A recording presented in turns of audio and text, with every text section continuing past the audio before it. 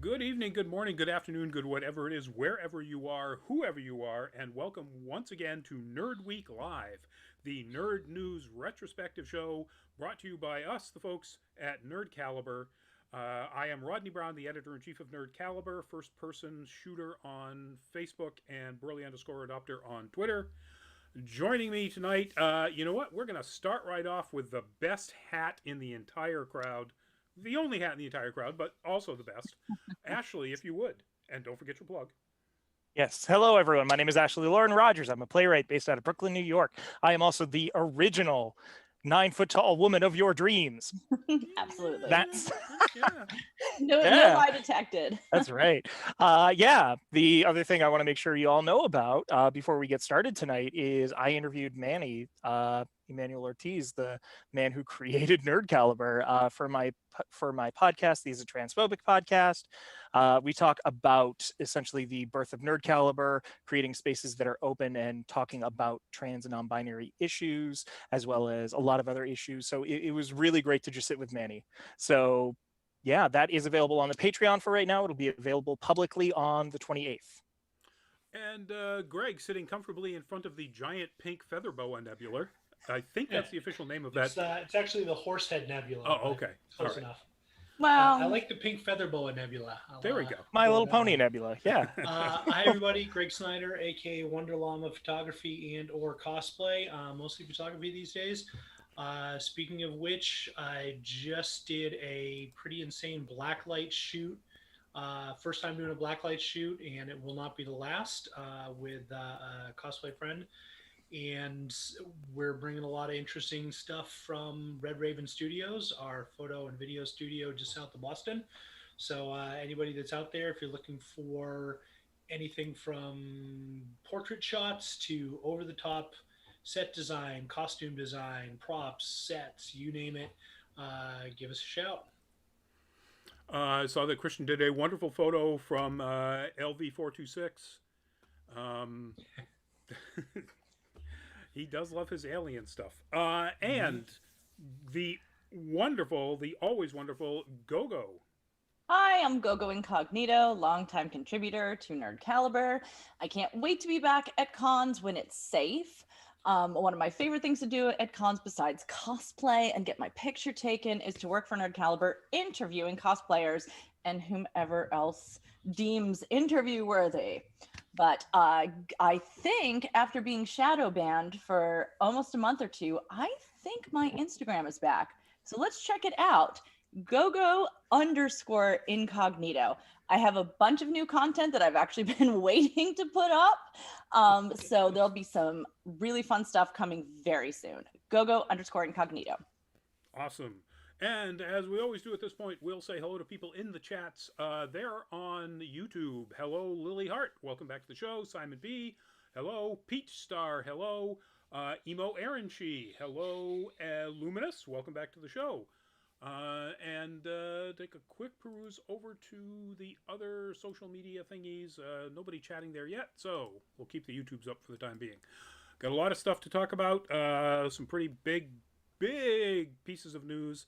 And we're going to start with the saddest one, which is Cloris Leachman died this past week. Cloris Leachman is known to people of our age, shall we say, as a stalwart of both film comedy and television comedy. But Cloris Leachman's nerd cred is deep, like really deep, and I didn't realize it. That's the image I'm going with, because Cloris Leachman was the voice of old Marceline in a couple of Adventure Time episodes. She was Mind blown. She was Granny Goodness in the Justice League Action series.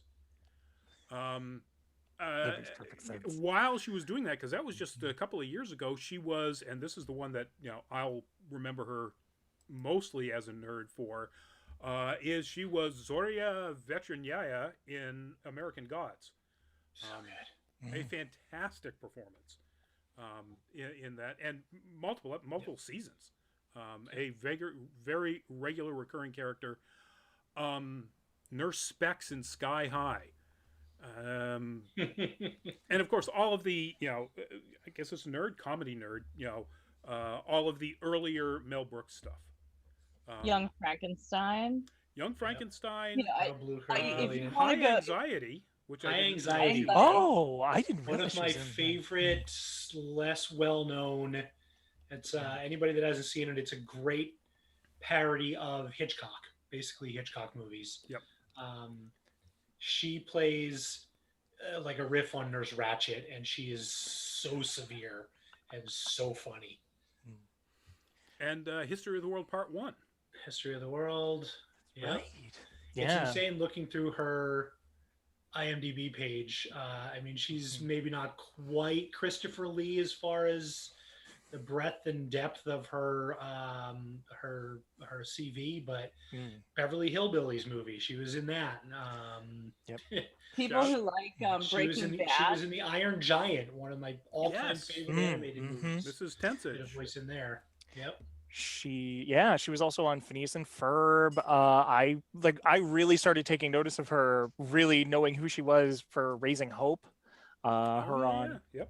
She was fantastic as a character who was experiencing dementia, but then would have moments of lucidity, and just really played the character as, yes, comedy, but at the same time, like, doing it in a really interesting way. So speaking of dementia riddled grandmotherly characters, she was completely apparently uncredited. She was the grandma that you never really see in Bad Santa. Oh. Yeah. Again, mind completely blown. Totally. And you didn't even mention the thing she's probably best remembered for, which is the Mary Tyler Moore Show. Yep. Oh, that's right. And its spin-off Rhoda. At all, but and its spin-off Phyllis. She had her own spin-off. That's true. And shout out to Pat Covey and all of his teammates and buddies in their cosplay of the Beer Fest gang. Beer Fest. She was great Gam Gam in Beer Fest. Probably one of my favorite comedy roles, because when they find out just how crazy Gam Gam was in her youth, no chill whatsoever. No apologies for being a wild woman. And she still, ultimately, you find out she still is, and it's just hilarious. And a movie that is very seminal, but maybe not everybody has seen, that I'd completely forgotten about because she was so young in it. It's The Last Picture Show. She won an Oscar. Yeah. Honestly, it's been decades since I've seen it. But I don't remember her in that movie. I barely remember the movie, but same. I'm gonna have to rent that one. Yep. So, very sad news. 96. 1926. So yeah, 95, 96, somewhere around there. Yep. And as far as I know, it wasn't related to COVID or anything. It's just her time. And so it's very sad. If you haven't seen any of these performances, go back and check out, the shows and the movies and the series. It's wonderful, absolutely wonderful. Before we move on to our next topic, Fably Nerdy, welcome to the show. You know what? I bet I mispronounced Nordy as nerdy, but I think it works better. Considering our topics here. All right, this is just pretty much quick news. Because it's blowing up the internet like crazy, but that, of course, is an image of Lady Dimitrescu from Resident Evil Village. And the news is that the creator has actually finally come out and pinned it down that with heels and the hat, Lady Dimitrescu is 9'6" tall. So let's take off the heels and the hat, so she's 9 feet. Look, that's what I'll go with. She's 9 feet tall. That's about right. I mean, I'm one of the people that's on the hype train absolutely completely. Ari is one of my absolute favorite entertainment franchises, but mostly video games. I got about the movies for sure because I'm a purist. But I love this. I mean, this is exactly the kind of character, femme character I love to see getting all this love and sexual attention and hype because she is a mama. She is a big lady. When I say big, I mean not just tall, but she is thick. She is bosomy. She is not your typical video game girl, like completely the opposite. And I can't wait to cosplay her. And hopefully I'll get to do it with Ashley. And then I'll be, because Ashley is actually really fantastically tall. And I am I'm very not. tall.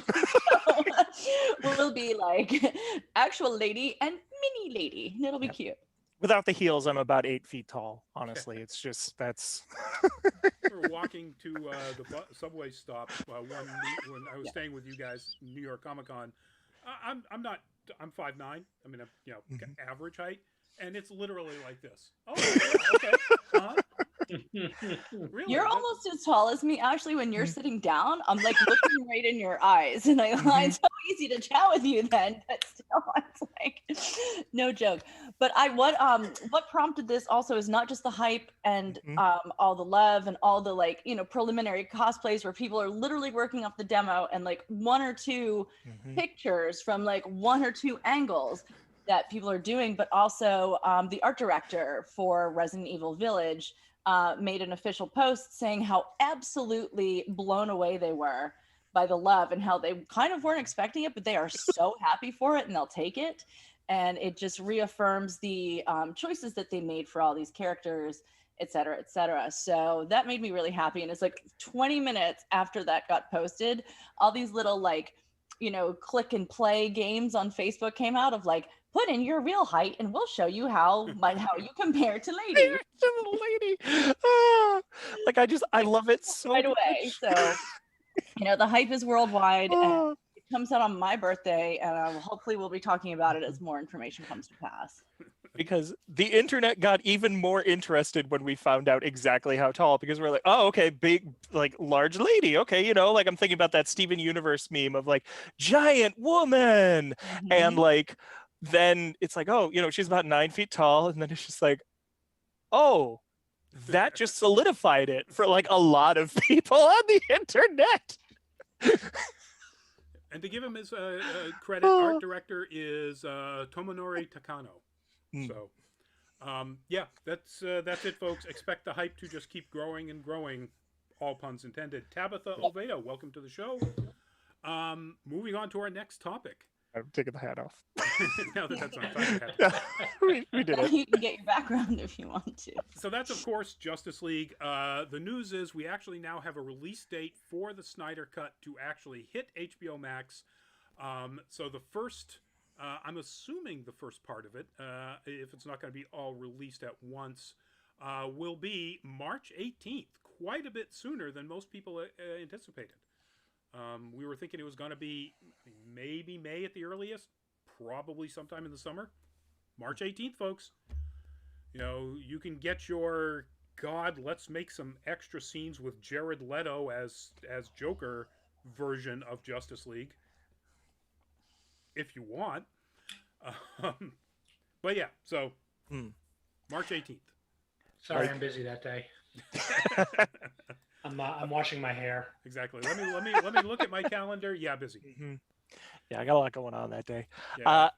I also just like for future people who are going to watch it, if this is what you've wanted, I am so happy for you. I am so happy that you got this. If you really wanted this and you find out that you hate it, do not blame the fact that they released it 2 months earlier than you planned. It just is what it is. This is true. Although knowing kind of, Snyder is 100% in the driver's seat for this version. I can't see him being forced to release this early, no matter how much money HBO Max gave him.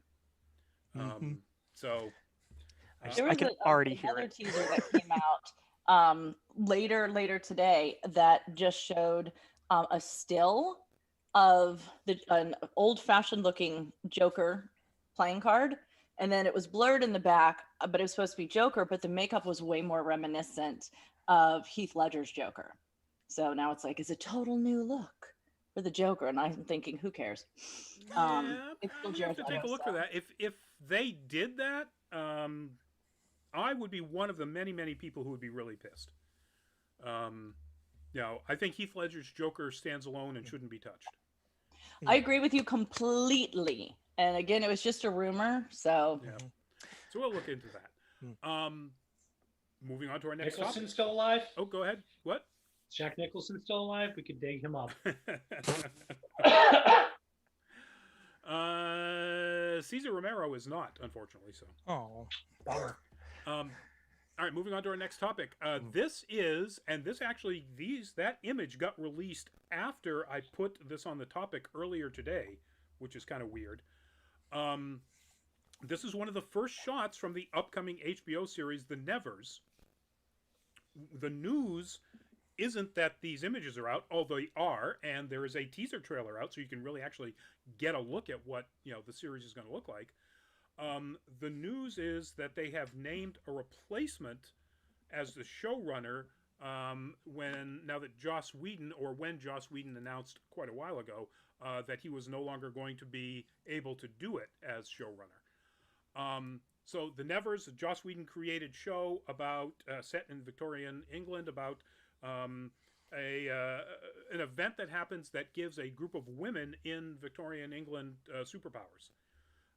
And they have to deal with the consequences of people. It's not particularly hidden. They have to deal with the consequences of people being aware that they have these abilities. And it sounds like a very interesting concept. It sounds like Joss Whedon, was really jumping on the I can't think of the name of it. The Josh Hartnett. Penny Dreadful. Okay. Bandwagon.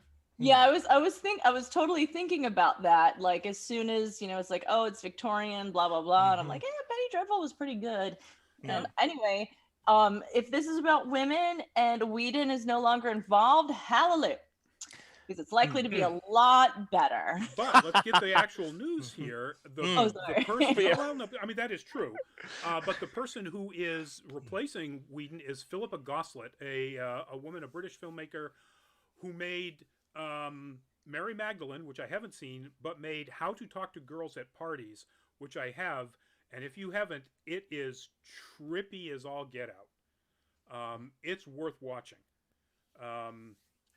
Set during the height of punk in England, and it's kind of an alien encounter story, maybe. I'm so sold. I am so sold. It's I didn't know what it was about at all. But... it's really good. It's definitely worth checking out.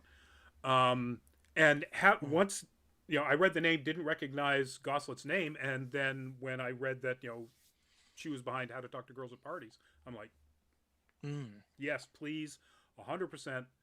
I'm really looking forward to this now. If you look at the teaser trailer that's out there, it kind of really has a Whedon feel. And it's not necessarily a bad thing. Whedon is really good at doing group shows centered around a diverse cast, but mostly a bunch of women. Buffy the Vampire Slayer, Dollhouse, and so on. And that's the kind of feel that you get just looking at these first, bits in this teaser trailer. Where Goslett is going to take that, I don't know, but I doubt that it's going to look quite as Whedon-esque. I'm very much here for Goslett. It sounds like she has like a really I'm interested in this more because Goslett has joined on. I will say, because I know that there's a reason that I am not in favor of Joss Whedon. I forget the exact specifics, so I won't necessarily go into it here. But I know that there's a lot of stuff that's been going around about Whedon recently that I'm kind of like, okay. So I kind of want to look into whether he's still making money off of it as created by, for myself in my personal reasons. But at the same time, like, yeah, no, this sounds pretty interesting, and I feel like I probably do want to support it a lot more now. Yeah. So I'm here for it. Yeah, he is still listed as creator and one of the executive producers. So yes, he will be making money off this. He'll get something out of it. No. Okay. It's an interesting concept. I like the idea. Curious to see how it how it plays out. I like the idea that a show that centers on Victorian women is being run by a British woman, not by an American guy. Yeah. Oh yeah. Oh yeah. Mhm. Those yeah.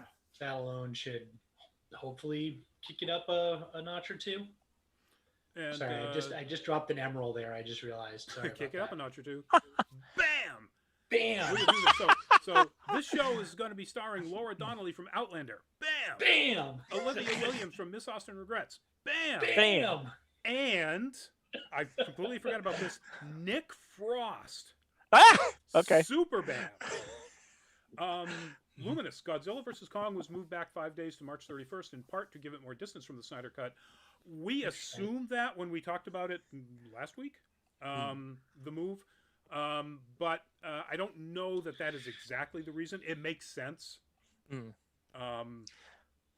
But still, yeah. That would make sense. And it would be a good explanation because we didn't know why they would just move it 5 days when we were talking about it last week. But now that we know the Snyder Cut is landing on that date, yeah, that could make sense. All right, moving on to our next topic. And for all you gamers out there, or more stuff for all you gamers out there, we go from, giant woman to giant redesign. Mass Effect Legendary, we got first bits of information about this. May 14th is when it drops. There is there's a teaser out there. There are all sorts of images. There are YouTube videos where people look at comparing the differences. It's a huge push. And it really does look pretty damned impressive. This is an example of some of the reskinning and relighting. You've got ambient occlusion lighting is being added to it, which was in the third game. It was in Mass Effect 3, but not in the previous two. And that's just one of the literally dozens and dozens of changes. It looks great. I don't buy, as a rule, AAA games until they go on sale, because I'm a cheap mainer at heart. Even though I live in Mass. I might have to for this. I will admit, I have actually never played Mass Effect, and that's mostly due to the fact that it's single player. And I just generally don't enjoy single player games as much. I absolutely have to have someone couch co-oping with me, where someone's playing what? No, Resident Evil? No, I'm talking about Mass Effect. Yeah, but Resident Evil is a single player game. Not for the last few ones. That's true. Although I didn't do 7, but 6 you can play with a lot, 5 or you can play with 2, etc., etc. But anyway, I make an exception for Resident Evil because I love it. Because you gotta love the zombies. Yes. I'm more of a creature, scary, shoot 'em up than major space opera, which is dumb because I'm such a Star Wars mega fan. But 3 people who are super important to me and have actually told me so much of the lore over the years. One of them is my very, very best friend in the world. It is their favorite thing. And these are smart femmes. And now there's really no excuse not to play because I know we'll all be playing it at the same time. So I'm like, yay! If I get to a spot, I'm like, what do I do? I have people to help me.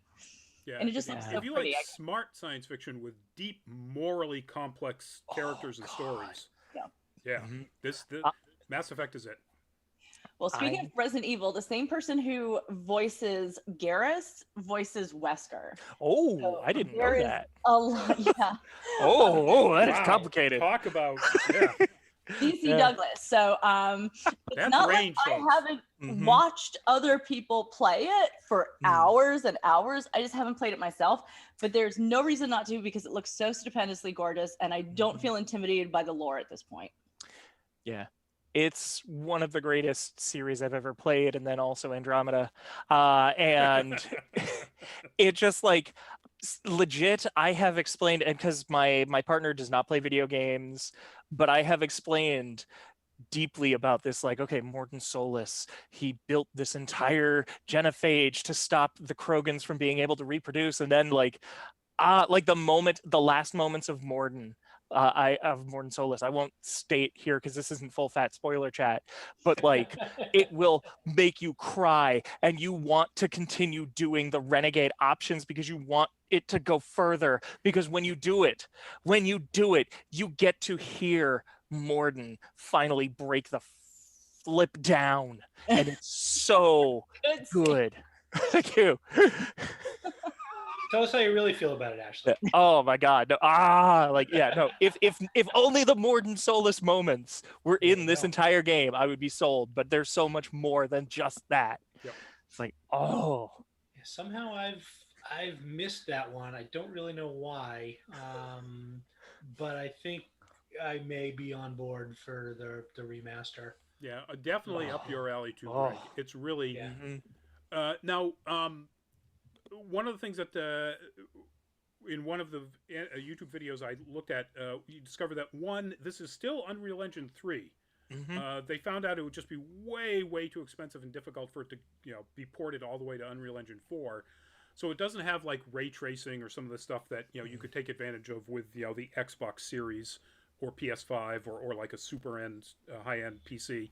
That's good because I don't have one. Yeah, but it does have just about every advancement that's been developed for Unreal Engine 3 since these games came out. And it looks like it.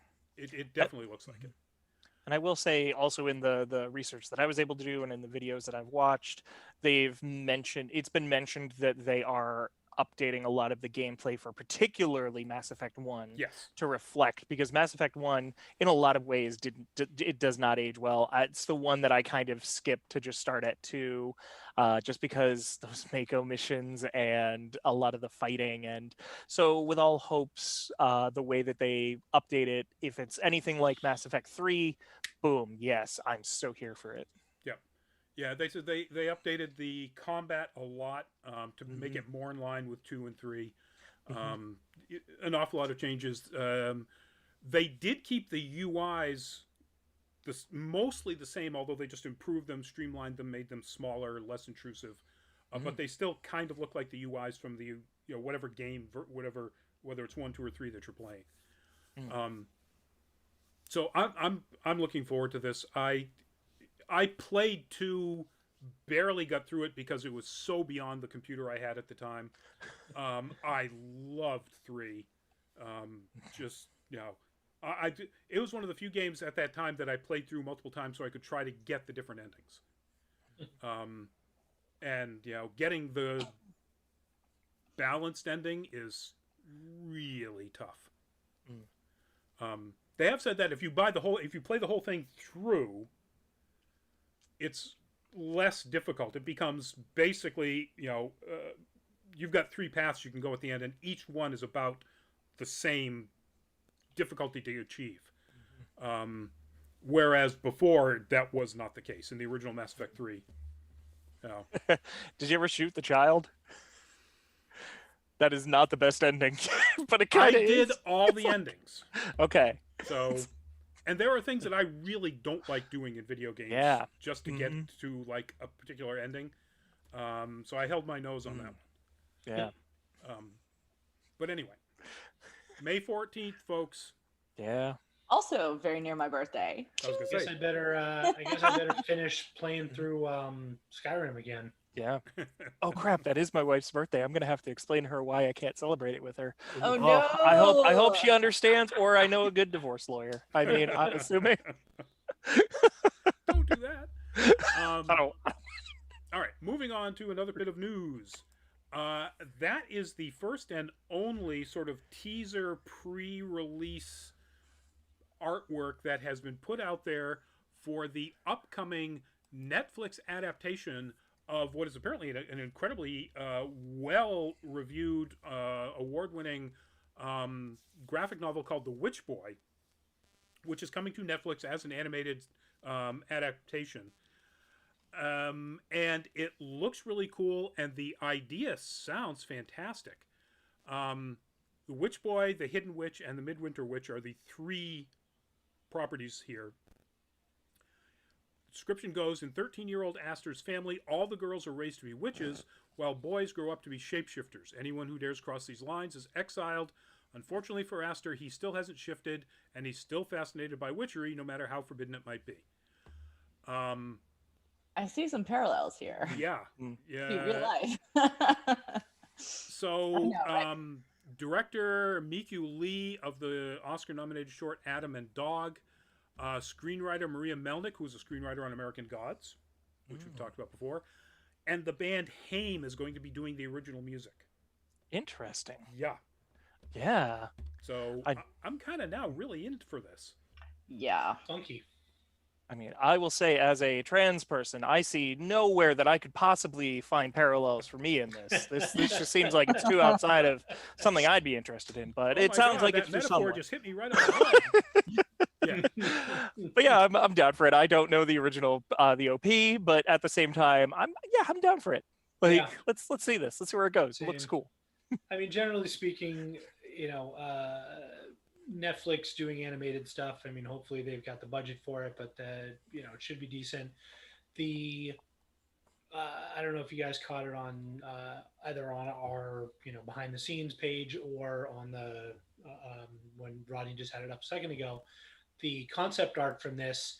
The first thing I thought was that it reminded me a bit of Into the Spider-Verse, just at a quick glance. Yeah, Very I quick. can see that. Yeah, I can see that too, and not mad about that at all. It's just it gets better and better. Yeah, I had no idea whether that holds true or whether there's any remote similarities to it, but yeah. First impressions being really good, really good.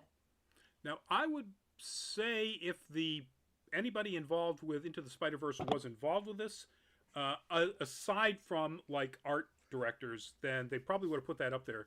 So it may be the art director, or maybe the studio. But even if it was the studio that made it, I bet that they would be in one of these articles. Most likely, yeah. But even if it's just inspired by, well, that's you can't get much better inspiration as a animated product than Into the Spider-Verse. So yeah, looks really cool. Now we're going to continue for a while with Netflix animated news. That is a screen grab from the first teaser trailer for the upcoming Pacific Rim Black series, which was announced when the huge wave of announcements back in October of what was coming in 2021 for Netflix animated stuff. But the teaser is out there. It looks really good. It's done by Polygon Pictures, the same 3D studio that did an awful lot of Netflix's early forays into 3D anime. So Knights of Sidonia, Ajin, anime like that. So they know what they're doing. It's really sharp looking. And I like the idea of them coming to this universe again. And apparently it's at a time when humanity looks like it's pretty much going to lose. And Australia is being pummeled by kaiju. Excuse me. Yeah, Bless you. And I like this idea of scrappy young people trying to take the Earth back. Excuse me. Godzilla again. Sorry. Yeah. I feel like I should say something now after I disrupted everything, or should That's I I'm really interested in this. A lot of times things are a lot more palatable to me in animation form, because for some reason when it's animation, all of my what is it called? Something of disbelief, whatever it is. When you have suspension. Thank you. It's right there. Yep. It's animation. I am buying what they are putting out. I mean, if it's bad writing, but I mean, things that are not otherwise logical, or sometimes the effects take you out of it when you're like, that looks dumb. That's really bad CG. In animation, it all works. So I didn't love Pacific Rim. I made it through halfway through the first one. I love John Boyega, but didn't go for that one he was in, because I was like, I love you, dude, but I don't like the thing. But in animation, sure. Yep. Why not, right? Yep. Yeah. Exactly. That Mm-hmm. sums up the way I think about a lot of stuff like that too. It's just it works better in some instances. Interestingly, a couple of topics down, we're going to circle back on this. So there's my teaser for our next one of our next topics. Well, let's jump right into those. Sticking with Netflix, sticking with animation. Legendary Pictures is going to be working with Netflix to do animated series of Kong Skull Island and Tomb Raider. Now, the image that's up there is actually the original teaser poster for Kong Skull Island. So this is not, as far as I know, what the animation is going to look like. The animators or the animation studio, at least for Kong Skull Island, they didn't announce this as far as I could tell for Tomb Raider, is the same people who did Castlevania, which is amazing. Who did Blood of Zeus, which looks gorgeous and is terrible. And did Seis Manos, which looks really good and is not bad. But at least it's going to look good. Guarantee that. Yeah, I have opinions about the original Castlevania series, partially because very much like Go-Go and Resident Evil, like that's my series. And so for me, I got why people loved it, and it did look gorgeous, but like I hope these other series aren't just going to be like Lara Croft sitting in her study reading a book about where she's supposed to go for most of the season, and then finally have a bunch of action where we hear a song that we kind of remember remade. But yeah, like for the most part, like yeah, like I'm hesitant, but the look is good. Yeah, if that makes any sense for the ones that we've seen stuff for. Yeah, if you had a problem with Castlevania, lay that squarely at the feet of Warren Ellis. Who I will. Everything there. That guy sucks. Ellis is one of the many comic book creators who got caught up in the Me Too movement. Yep. Put out all of his apologies, and as far as you can tell, he's sincere as can be. But it's still there. It's it's something that was part of his past. And having said that. He's still one of my favorite writers of this kind of stuff. He's really good at it. So it's hard to have problematic faves. Exactly. Problematic people with, excellent content. It's always going to be a problem. Yep. So, and I don't know who's writing Kong Skull Island or Tomb Raider. Those haven't been announced.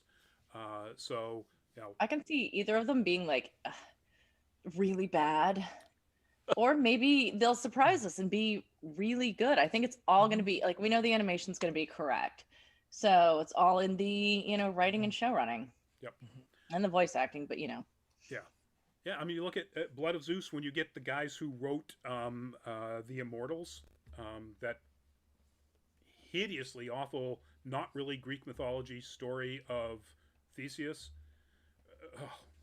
Just Mickey Rourke in a Venus flytrap. It just what? Okay, sorry. I'm with you, but I do not know these things. Okay. Just look up, do a Google image search of Mickey Rourke and Immortals, and you'll see this helmet.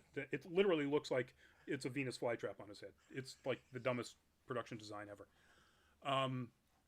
Anyway, those guys wrote Blood of Zeus, which is why it's absolutely 100% terrible. Oh yeah, there it is. But the production, but the production quality of the animation is actually really solid in Blood of Zeus. And the artistic design is fantastic. More so, I think, than Castlevania. So, yeah, you're 100% right, Go-Go. This lives or dies on the quality of its writing. And I kind of wouldn't mind if it was as terribly cheesy as actual Kong Skull Island. Yeah, that was a pulpy. Oh, it was dumber than a box do of hair. I like it or not? Like, I can't decide if I like it or it was Kong Apocalypse Now. Exactly. Yes. Yeah. I loved it because it was everything it needed to be. It didn't need to be anything else. There it is. It knows what it is. It's having fun. A bunch of helicopters flying over a jungle and playing Creedence Clearwater Revival. Yeah, and then that there were dinosaurs and like as establishing shots go, that tells you 100% of what you need to know. Exactly. Mhm. Exactly. Give me more weird. Just give me weird stuff. Yes, I'm here for it. One of John C. Reilly's best performances. Yeah, and then just have them all sit in a library being monsters. Anyway. Yeah, anyway, we can get I'm into sorry. Castlevania I'm sorry. stuff. Nope. I agree We're with you talking about 100% them. there. The library scene was really stupid. Went on like 3 episodes, way too long. Yeah.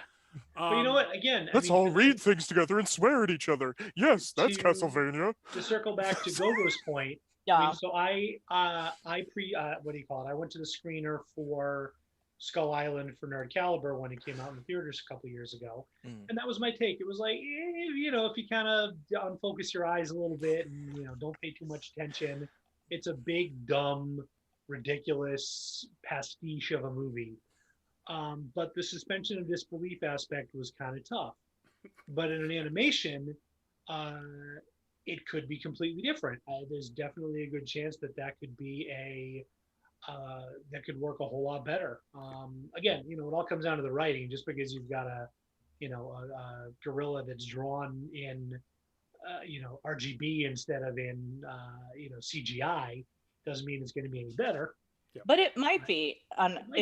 When we all get the vaccine and we're safe from COVID, anybody who does go to Universal Studios, I highly recommend the Kong Skull Island exhibits and the ride. Honestly, one of the best interactive virtual reality rides and whatnot I've been on in ages. It was scary, and so I had to do it like 5 times. It's good. It's better than the movie. Cool. I can say, folks, if you want to go watch Kong Skull Island, you've got a movie that has Loki, Captain Marvel, and Nick Fury fighting a monkey. Yeah, That's basically. all you need to know. Yeah. But speaking of the writing, Lumina says Variety says the writer of the recent movie Love and Monsters will be the producer of Kong Skull Island. So that has some promise. Brian Duffeld is the name.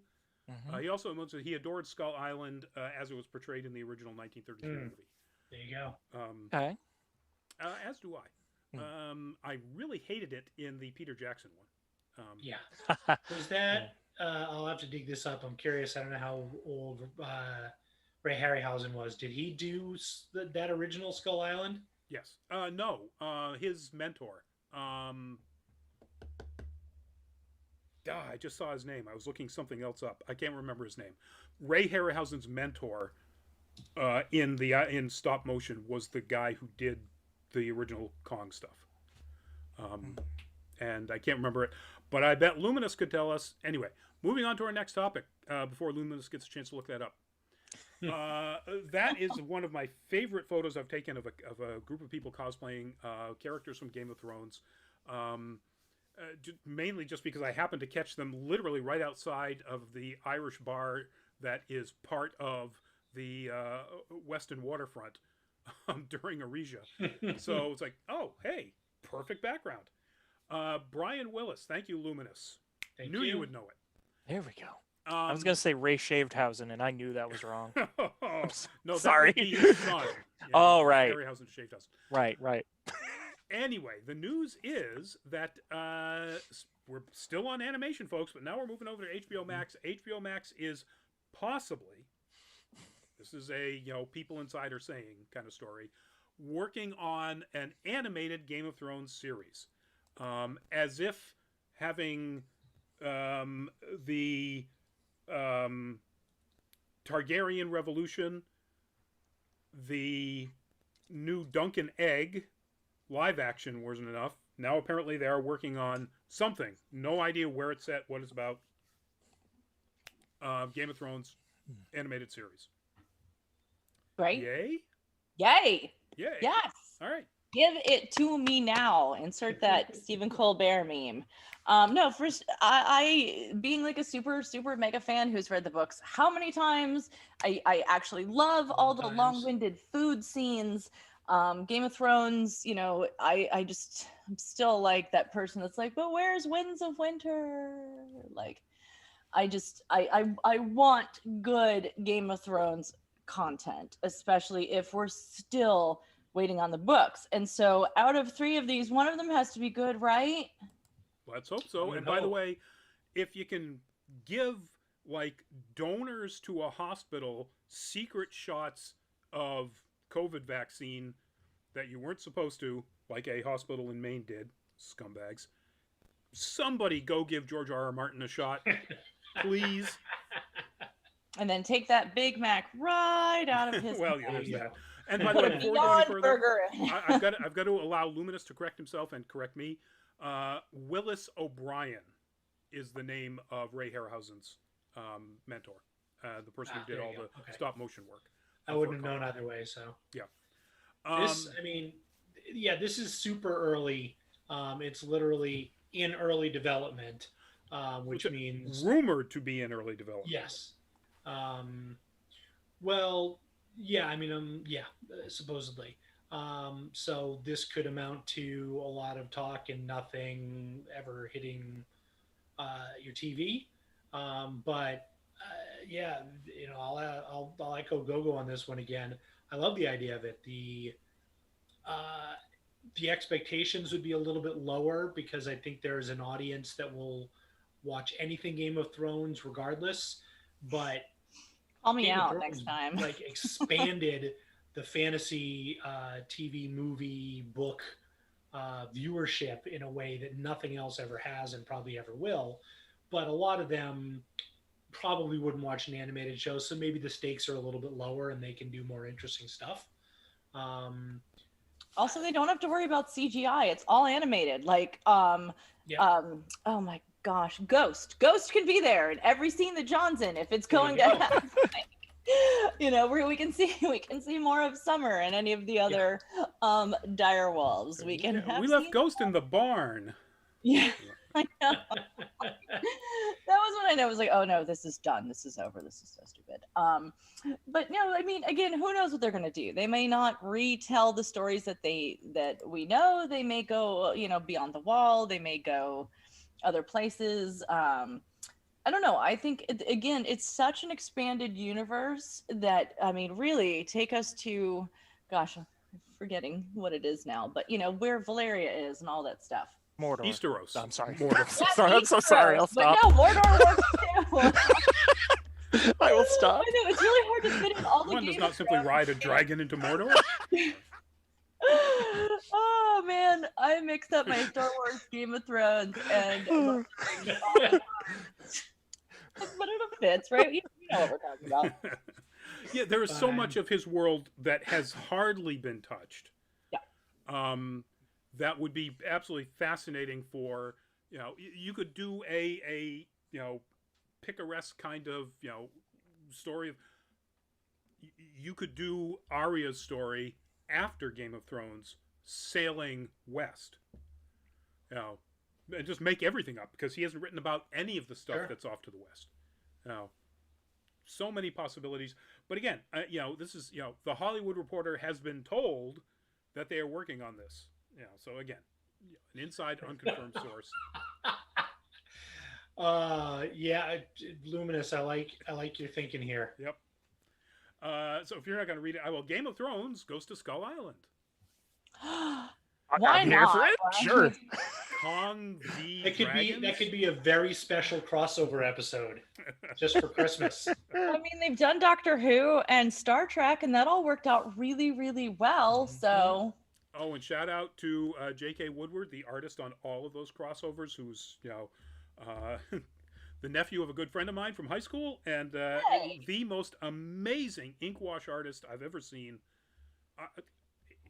I watch him work on commissions with ink and brush, and as somebody who has tried doing that as a sketch artist, I just like, how do you not make one mistake and just throw that piece of paper away? Like, he doesn't make mistakes. It's mind-blowing. Anyway, complete aside there, sorry about that, but JK, keep up the good work. Yeah, so moving on to our next topic. This is kind of weird, but could be super, super cool. The image that popped up there is from a 1953 comic version of Buck Rogers. The news is that there is a new adaptation series, limited run series of Buck Rogers in the works that has signed George Clooney on as executive producer, and the rumor is possibly as a starring vehicle, although his people have not confirmed that. They won't say anything about it. But it's being written by Brian K. Vaughan. That's awesome. Yeah, can you imagine the writer of Saga, the space opera-iest space opera ever put in a comic book, doing Buck Rogers? As a fellow Rogers. Oh. No, I was just going to say, maybe somebody who knows better than I should give a little bit of background on what Buck Rogers is, because I barely even remember it. So, Buck Rogers was a serial comic going all the way back to the 1920s that became a comic book series, eventually got acquired by DC. So there are actually DC versions. Buck Rogers actually appears in Young Justice at one point. Oh, I didn't realize that. Yeah, that's pretty cool.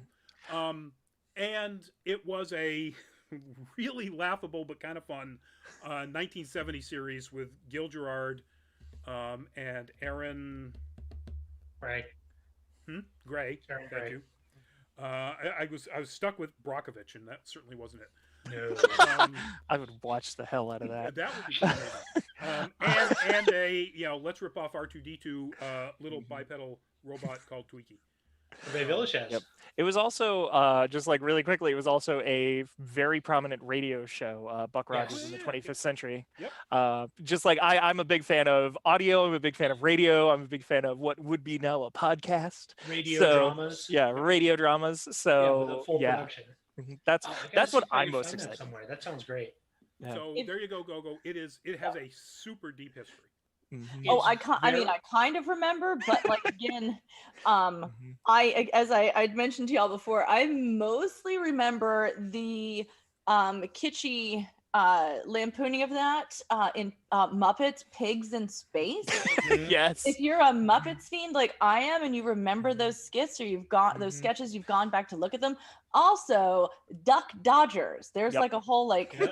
Duck, Daffy Duck, Dodgers, DuckTales thing, whatever. Somewhere in the like Zap Brannigan in Futurama is based on a lot like an amalgam of this type, but like this type was pioneered by Buck Rogers and a couple of other things. Yeah, hugely influential. And I kind of remember it when I mentioned this topic to my parents. They were like, "Oh, blah blah blah blah blah," and I'm like, "Yeah, well, it's gonna come back." Yeah, that was, for that generation. This was right up there with with the Shadow and Flash Gordon and all of that pulpy kind of Robert Howard, Edgar Rice Burroughs era, pulpy, big-breasted women and guys with big blasters.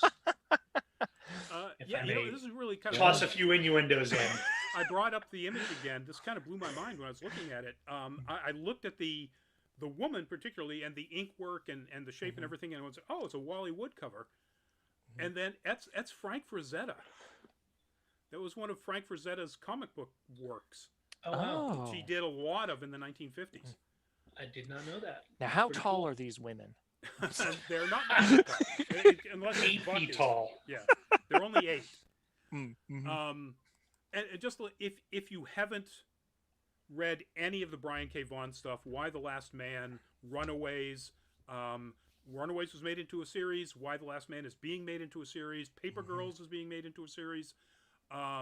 Saga isn't, but I'm fine with him dumping everything from Saga into a Buck Rogers adaptation. Yeah. Let's just make it Saga, but Buck Rogers is there hanging out. There you go. Here for that. Buck Rogers is, because it's Clooney, if he does wind up starring, it's old Buck Rogers and then a bunch of people trying to run away with a special baby. I could see it too, because he's Clooney is loves classic vintage golden age of Hollywood, silver age of Hollywood type stuff. So I could see it being potentially like The Rocketeer, just in terms of the visual effects. Not to compare it to that movie, but that real, very stylish retro look and feel to it, which should be super neat. Yeah, that worked out so well for him in Tomorrowland. Well, you know. A vanity project is for vanity, baby. Yeah, exactly. All right, moving on. And I got to say, I have this up as something for discussion, but I know so little about this world that Ashley, you're going to have to take the lead on this. Cool. That is a screen grab from the upcoming series that's coming to the Disney Channel, not Disney Plus for those of you who have it, the actual Disney Channel, Ultraviolet and the Blue Demon, and it is a live-action superhero coming-of-age luchador wrestling action comedy from Violet's point of view, from the girl's point of view, starring Blue Demon Jr. as a superhero version of himself. And from what I understand, Blue Demon Jr. is in Mexico as big a name as if there was a real Captain America. Yes. And that's all I got. So yeah, the like you summed it up really well. Essentially, Blue Demon has been around for a very long time. Blue Demon Jr. took on that mantle in the I forget exactly what year, but yeah, like basically he is a staple in the Lucha Libre scene. If you know Lucha Libre, you know probably Blue Demon, and you probably know El Santo. Even if you don't, if you're a fan of classic films, you probably know Blue Demon or El Santo because they literally star as essentially themselves in these movies. The idea of the mask, the idea of the Lucha Libre backstory is that they are who they are, and the mask is just a reflection of who they are. And especially the idea of, just to throw out some wrestling stuff, in Lucha Libre, if you lose your mask, it is a massive, immense disrespect. It is a thing that you do not do. It is a thing that there are wrestlers who have been able to keep the mask on for public appearances, specifically never taking it off. And so that's why when you hear Blue Demon, that's why I love the description of Blue Demon Jr. as a version of himself is just so quintessentially of this style. And so I love that there is a contemporary, interesting sounding new piece of media coming out that is both elevating Blue Demon and the style of Lucha Libre, but also bringing in a young woman and having it be this like over the top, because it makes sense to have this over the top thing for them. And even then, like recently, AAA, which is a Lucha Libre specific company, based in Mexico, they struck a deal with Marvel. So there are going to be 4 Marvel-inspired luchadors, inspired by Spider-Man, Venom, Captain America, and one more that I'm forgetting. Cool. So all of this superhero meets lucha has just been a synergy that we've been seeing for quite some time right now. So I'm excited for this. I think it's going to be fun. Excellent. Greg, if you had to go to the bathroom, you just said so, we would have muted you. And, Did not. I was really worried that you lost power or something because, the storm and things. Just everything went, well, it actually felt like that. So as part of buying a new house, because I'm a huge tech nerd, I'm automating as much stuff as possible. And my wife, without realizing it, must have told Google to turn everything off on the first floor. Oh no! All my lights went out, my monitor went out, my webcam. Damn you, Google! Anyway, easily remedied. Cool. Well, welcome back. Mm-hmm. Yeah, so I really like the idea. I love the fact that they are committed to this is going to be predominantly a Latinx cast and production crew. And Violet, or with the superhero name of Ultraviolet, is Scarlett Estevez, who was in something called Bunked, which I assume the younger people know about, but I don't. And this is definitely happening. This is a go. Given a series order, doesn't say when we'll actually see it. But it also sounds like there's not going to be a ton of like really crazy special effects. So fingers crossed, sooner rather than later. This also means that because it's happening on Disney Channel, there's a chance that Blue Demon might enter the MCU. I'm just speculating. There's no anything. It's just because hey, Blue Demon's here in Disney. I mean, Good point. why not? It could happen. All right, moving on to our next topic. Back in the animated world, the new trailer dropped for Raya and the Last Dragon. And I wasn't completely sold on the first one. I'm 100% sold on this one because we get to see an in-depth look of how just complex and wonderfully realized this world is. And the general structure of the story, which is kind of a heist story. And I just, it looks gorgeous. Kelly Marie Tran as Raya, as the lead character. Inspiration from, the Moro people, from the Philippines. The design aesthetic is gorgeous. I'm in 100%. Yeah. Yeah. All right. There we go. Raya Yeah. she's the older character that we see in the trailer. Raya is the. Let's go back to the. Well, you can't see the. Raya is the main character, the one that's got the sword on her back. Gotcha. And, yeah. Okay. Gotcha. Yeah. I just rewatched the trailer, and I mean, it looks gorgeous. If it's on par with Moana, it's gonna be another one of my favorites. So. Yeah, I haven't seen anything about singing. Oh. But I would imagine they're singing. They certainly didn't show any song bits in this. It's okay if they don't, because there's sometimes I'm just like, oh, fast forward, they're singing again. Yeah. There's some songs that aren't needed in a Disney picture, but also I'm kind of here for it if it isn't. If they have a really good, like if they've announced like a major songwriter, then okay, like I'm curious. But if it's a non-musical, I'm also very much here for that. Mm-hmm. Yeah. Now the only thing I don't like about it is it's coming out on March 5th. It will hit theaters on March 5th, but it'll also hit Disney Plus on March 5th as a premium purchase. There's a lot happening in March. Well, and last one was close to $30 when they had what they put up in the fall. Mulan. Mulan. I don't know if they did something different, but yeah. I really like the looks of this, but I can wait until it hits my already paid subscription. Yeah. I'm gonna do the opposite. I did not watch Mulan early. I will watch this. Cool. I think of those two, this is the one that I would choose. I need to figure out financially if that's worth it for me, for a lot of folks that have kids, for a lot of folks that this is really the target demographic for. Yes, I think that would be good. I just really don't like this as a particularly, the only two pieces that they've done, and correct me if I'm wrong if there's been another one, the only two pieces they've done have been predominantly Asian cast, predominantly Asian aesthetics, and so it's like you have to pay extra for Asian representation in Disney, and I don't think that's their intent. But unfortunately, you're right, those are the only two, Mulan and this. Yeah. I agree. I don't think it's their intent, but boy, it's interesting that they did choose that.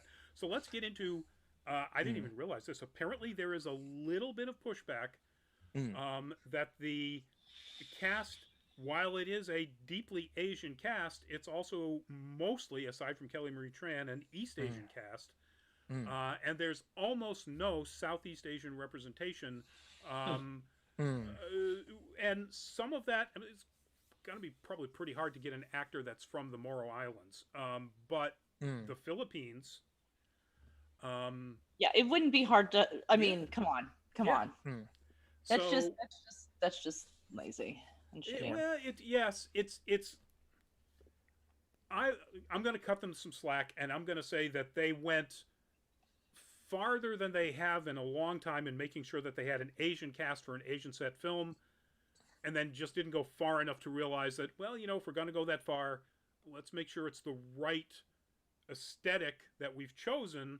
And because, come on, sure, you may not be able to find a Moro actor, but I guarantee you're not going to have any difficulty whatsoever finding Filipino actors. Yeah. So. But I'm also here for Kelly Marie Tran, and I think that it's good that Disney is giving her more work, especially considering the bad deal they put her through in Star Wars, particularly the last that last Star Wars movie in the canon of that thing. I don't even know how to talk about it, but yeah, Yes. So Garbage. yeah. All right, moving on to something equally as wonderful with, so far as I can tell, no controversy. Well, you know, it's not over. That, folks, is the cast image that was put out for the announcements of a whole bunch of the cast that will be in the upcoming Sandman series. I forgot we were talking about this, and I'm so excited. So, Dream, Morpheus, whatever you want to call him, Tom Sturridge, a British actor who has no credits that I've ever seen, but that just means movies that haven't, been popular over here in the States. But boy, if you look at him up there in the upper left-hand corner, well, he kind of looks like him. But Gwendolyn Christie and Charles Dance from Game of Thrones reunited again, even though I think they only had one scene. Gwendolyn Christie as a gender-swapped Lucifer. Oh, talk about tall ladies. Talk about tall ladies, yeah. The theme of the night. Yeah. Exactly. Theme of the night. And Charles Dance is a character generally called the Charlatan. That I don't really know anything about. His name is... Been a while. Roderick Burgess. He's sort of... How would you describe it? He's a semi-important secondary character. There you go. He's not one of the endless. Right. He's a little bit of the Greek chorus, if you will. The only problem with that is that because he is somewhat of a secondary character, we're not going to get nearly as much of Charles Dance in it. Well, but then again, I'm sure he'll have his arcs like he did in Game of Thrones. Tywin was not in every episode, but when he was... That said, you hire Charles Dance, was well known before Game of Thrones, but whose profile got boosted massively, especially in the nerd community. You don't hire a guy like that and then you just drop him into a scene or two every couple episodes. Yeah, you don't waste that casting. He is cast for a reason. And though I love the book American Gods, I did not go for the series, but Good Omens. They had the Mad Men guy who I adore. Help me with the name. John Hamm. Yes, he wasn't in it a whole lot, but when he was, he stole every scene. So. That's John Hamm hamming it up. Yep. Yeah, I'm waiting for Charles Dance to come in and just own every scene he's in. And same with Gwendolyn Christie, to be honest. When I heard that, I was just like, oh, I didn't even consider that. But you know what? Yeah, that is perfect casting right there. That is perfect casting. Initially, when I heard Gwendolyn Christie was in it, I thought she was going to play, and I'm forgetting specific names, but I believe Envy, the one that essentially is genderless and sort of lives in a gold statue of himself.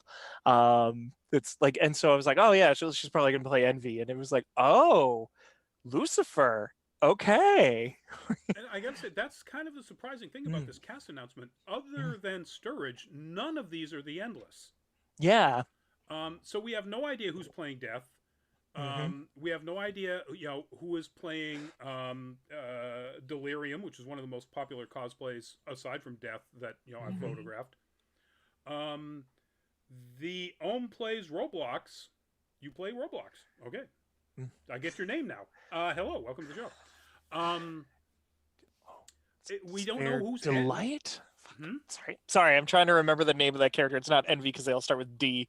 Delight? Desire. Thank you. There's not Dementia. Delirium. Yeah, you said that. Right. Yeah. Delirium is... I know this because I pulled together a Sandman gallery for later on in the week, and I'm going, I got one photo of Morpheus, of Dream. All of the rest of them are Death or Delirium. That's it. So... but, yeah, I mean, there's a lot of major stuff left to cast. Yep. This makes a great point. Like, just having Morpheus and Lucifer cast, it could be. I mean, the Sandman series is massive.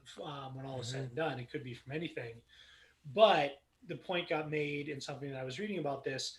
They cast the Corinthian, which basically, they could write an original thing for later or a spin-off sort of deal, but that kind of means a doll's house, or likely means that, which is from kind of the first, 10 episodes, 10 issue, kind of the real canonical chunk of story. So Dr. Destiny, John Constantine, Rose Walker, you got a lot of interesting people left out to cast in this. That'll be because Constantine is one of the regular characters. That'll be interesting to see, one, if they have Constantine in it, if they've got the licensing for that from Warner Brothers and so on, and who they cast for it. Come on, Matt Ryan. Bring Matt Ryan for Constantine always and everything. Please, come on, Yeah. please. He does such a great job with the character in the completely insane Legends of Tomorrow. That and he was in the original series or in the series when it was on NBC and so on. So please, yes. And I always thought it was really, really, really difficult to do Constantine on something that was broadcast, like NBC. Like I was like, how? Why? But he really brought the essence of Constantine, right out of the comics. Just a little less of a scraggly asshole, but that makes what he could bring to something that families are sitting around a couch like, hey, he absolutely could.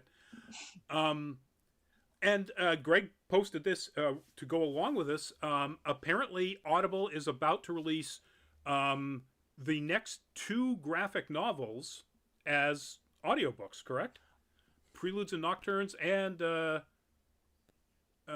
the first one covered the first 3, so it's doing 2 more graphic novels, right? Sandman Act 2 and Sandman Act 3. Act 2 will cover Seasons of Mist, Distant Mirrors, A Game of You, and Convergence.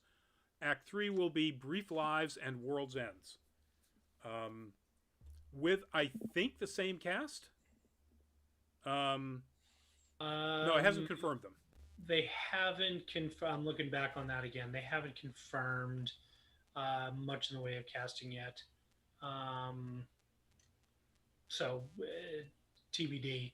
Yeah. That's going to be. And Ashley, I know you were just saying you're a big fan of audiobooks. Did you listen to Sandman? No, I'm trying to figure out how to work Audible. But it is on my list. I just say apparently Kat Dennings plays Death in the audiobook version. She does. And if the MCU will let her, if she's got any sort of exclusive contract now that she's back as Darcy Lewis, please, Kat Dennings as Death. No, that absolutely feels correct. Yeah. I haven't done the audiobooks. I also don't really know how to do Audible, and I don't really do audiobooks. I like to read, but that sounds spot on. Yeah. I mean, she even just put her in the right outfit, and she looks like Death. Yeah. Yep. If you followed anything that we've done, I talk about audiobooks all the time because I listen to a ton of audiobooks, and that was the big question going into it was, how do you do something as visual a medium as the first 10 issues of Sandman as an audiobook? And they nailed it out of the park. You could quibble about a little thing here and there, but it was just a sensational audiobook. It brought it to life. The sound design was great. The casting was incredible. I can't wait for for 2 and 3 to come out. Yeah, how you do it is you get Neil Gaiman to be the narrator and executive producer in charge of the guy who's writing and directing the script. So the guy who wrote the script for the comic, which says panel 1 looks like this, yeah, that's how you do it and make it work. So, all right, we're running late, so let's move into our last topic here, folks. That is a scene from Black Panther that shows, of course, some of the wonderful scenery of the city of Wakanda in the nation of Wakanda. And the news is Ryan Coogler, the director of Black Panther, has signed a massive 5-year exclusive deal with Disney Plus, with his production company, Proximity Media. And it will, one of the things that they are definitely going to be doing is a Kingdom of Wakanda series for Disney Plus. Don't know much about it. Don't know how it's going to explore Wakanda or what the focus of it will be. Whether it's going to be pre-T'Challa or post-T'Challa, whatever they've decided to do with Black Panther 2, we don't know. But I don't care. Yeah. Gimme. Yeah, I know. I want all these things to happen right away. We've been waiting so long. And this is great news. And I think it lines up super well with, what we have right now. We have WandaVision, and then we're going into Falcon and Winter Soldier, and then Loki. I think I might be, a little bit out of whack with my order, but yeah, let's go Loki's to a little bit later. Which one? Loki's a little bit later. I think end of the year. Falcon and Winter Soldier is coming up in March. So yeah. Oh, wow. WandaVision ends in February, and then boom. Good. Honestly, WandaVision has been my favorite Marvel property so far, which has surprised me. But yeah, I'm in love with that. So I'm here for Wakanda Vision. Don't call it that. Don't call it that. You're way too smart. You're way too smart to call it that. Yeah, so I mean, first off, huge kudos for him for signing. Who knows how much he got paid for this, but Black Panther made $1.3 billion and was the first superhero movie to ever be nominated for a Best Picture. So I bet he signed a big old contract check.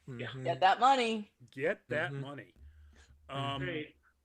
But so kudos to him, but also yes, please. Explore this world. There's so much wonderful history around Wakanda. If this was a series that was just about the Dora Milaje, can we have that also, please? Can we just have that? Or make that a second one. I mean, there are comic books about that. There's a fantastic comic book about a revolution fomented by the Dora Milaje. Please make that adaptation. So yeah, there's so much material for them to work with here, for them to be inspired by. Please do something. Do something fast, like Gogo said. And that's it, folks. Does anybody want to squeeze in a quick could we please or could we not? I just want to say that don't forget that it's Black History Month, and Black history and respect and lifting up Black voices should continue, not just at the end of February, but should be all year round. But especially if you're someone who talks a lot like me. But remember this, to give space and give support to Black voices and Black people. Exactly. Lift them up. Don't try to talk over them. Lift them up. So I'm gonna piggyback on that with could we have a shout out for Cicely Tyson, who passed away this week? Yes. That we somehow missed getting in at the top when we were talking about Cloris Leachman. Just absolutely seminal actress, and will sorely be missed. Yep. I agreed 100%. Just fantastic. On a much more minor but still very geeky note, also Dustin Diamond, who I will admit has some questionable stuff, but at the same time, he was I was working in a space. He was a guest artist at that space, and he was nothing but nice, nothing but respectful to me. So it's one of those things just want to throw that out. Just want to shout out. And particularly very sad, apparently very rapid progression lung cancer. Yeah. Only announced a few days ago that he was in stage 4. Yeah. So, yeah, that's very sad. Yeah. Been a tough week for celebrities, as happens these days. But that's it for us, folks. Thank you very much for joining us. Thanks for all the great commentary in the chat. If you have seen The Expanse, we will be doing our full fat spoiler chat on The Expanse season 5 this Thursday. Greg, hope you can make it. One of my other Expanse fans. I'm not caught up. Oh no! All right. So then don't watch Oh, no. Greg, because we're going to be spoiling the heck out of it. I will not. As a matter of fact, they finally released the last audiobook in the series, Shannon's Wrath. Ooh. And I'm so so far temporarily removed.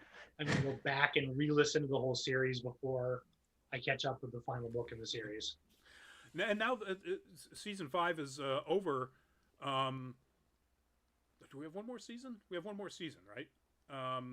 And once that's done, I will go back and I will go read the books, because the show is fantastic, and I can't wait to read the books as well. That's this Thursday, 8 o'clock. And then, of course, next week, same 8 o'clock on Tuesday, the next Nerd Week Live. We'll hope to see you there, folks.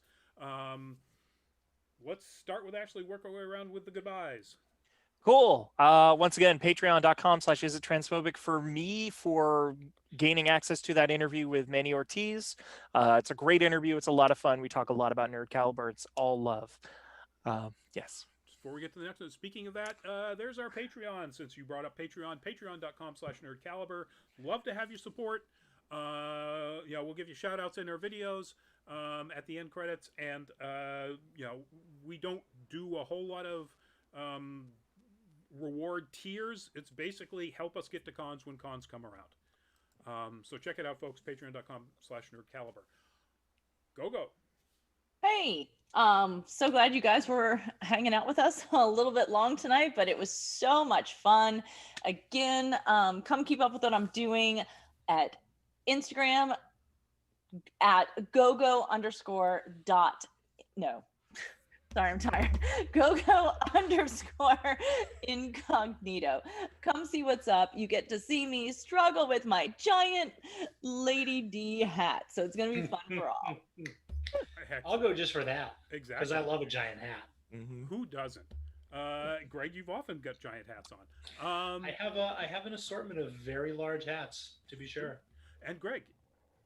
Night, everybody. Thanks for sticking around. I know we ran a little bit long, but a lot of interesting stuff going on this week. Wonderlama Photography. Check out Red Raven Studios, doing some interesting stuff, and we will see you next week. That's right. And of course, me, Rodney Brown. Thank you all for coming. See you next week, or this Thursday, if you want to have The Expanse Season 5 spoiled. Right all to hell for you. Good night. Stay safe, particularly if you're up here in the Northeast Corridor or on the East Coast. I'm in a particular spot where we got almost nothing. Thank God for coastal effects. But where Greg is, I'm guessing over a foot. About probably 14 or so. Yeah, it was super wet. Wow. And then there are places here in Mass and in New York with pushing 2 feet of snow. So please be safe. And as usual, of course, just generally be safe with COVID and COVID variants and all of that stuff. Wash your hands. Wear your mask, keep your social distance, and stay safe so we can see you at cons coming up.